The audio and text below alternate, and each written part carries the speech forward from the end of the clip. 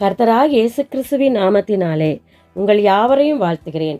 நாம் இன்றைக்கு தியானிக்கும் வசனம் யாக்கோபு 4:10. கர்த்தருக்கு முன்பாக தாழ்மைப்படுங்கள், அப்பொழுது அவர் உங்களை உயர்த்துவார். ஆம், இந்த வசனம் நமக்கு மிகவும் ஒரு ஆவிக்குரிய உண்மையை அழகாய் விரிவாய் சொல்லுகிறது. அதாவது தேவனுக்கு முன்பாக நம்மை தாழ்மைப்படுத்தும் போது அவர் நம்மை உயர்த்துவாராம். எப்படின்னா, தேவனுக்கு முன்பாக நம்முடைய பலவீனங்களை நாம் ஏற்றுக்கொள்ள வேண்டும். அது மாதிரி நான் பாவம் செய்தாலும் தேவனுக்கு முன்பாக நான் பாவி ஆண்டவரே, நம்ம கர்த்தருக்கு முன்பாக நம்முடைய பாவத்தை நாம் ஏற்றுக்கொள்ள வேண்டும். நான் அல்ல, என்னுடைய திறமை அல்ல, என்னுடைய செயல், என்னுடைய ஞானம் என்று நாம் பெருமை பாராட்டக்கூடாது. கர்த்தருக்கு முன்பாக நம்மை தாழ்த்த வேண்டும். அதாவது நம்ம வேதத்தில் பார்க்கிறோம், ஒரு ஆயக்காரன் போயிட்டு ஜபிக்கிறதை நான் பார்க்கலாம். நான் பாவி ஆண்டவரே என்மேல் கிருபையாயிரும்.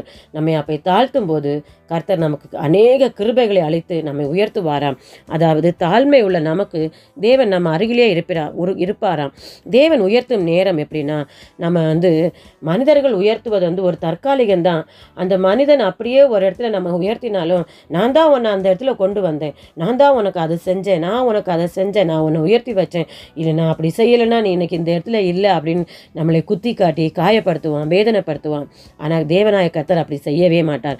ஆண்டவர் உயர்த்தினால் அது நிலையானதாக இருக்கும், நமக்கு நிரந்தரமான உயர்வாக இருக்கும். அது நமக்கு மேன்மையை கொண்டு வரும். அதாவது மேன்மையை கொண்டு வரும், ஆசீர்வாதங்களை கொடுக்கும், நம்முடைய மகிமையாக இருக்கும், நம்முடைய வாழ்க்கையில் அது முன்னேற்றத்தை கொடுக்கும். நமக்கு தாழ்மை இல்லாமல் ஒரு நாள் நமக்கு உயர்வு இல்லை. அதாவது மனிதனுக்கு முன்பாக நம்ம தாழ்த்துவது நம்ம தாழ்ந்து போகிறதில்லை. கர்த்தருக்கு முன்பாக, நம்மை சிருஷ்டித்த தேவனுக்கு முன்பாக நம்மை தாழ்த்த வேண்டும்.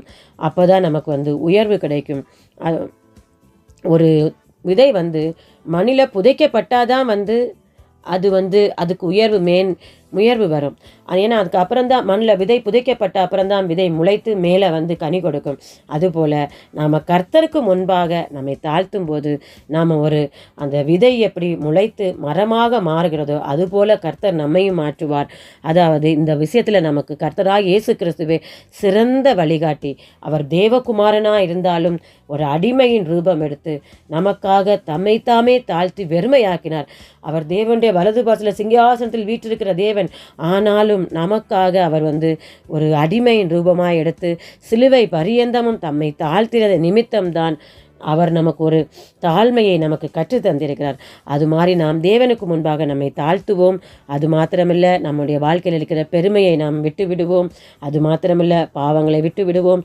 சுயம் என்கிறதை நாம் விட்டு விடும்போது, நம்முடைய வாழ்க்கையை முழுமையாக கர்த்தத்தில் ஒப்பு கொடுக்கும்போது கர்த்தர் நம்மை உயர்த்துவார்.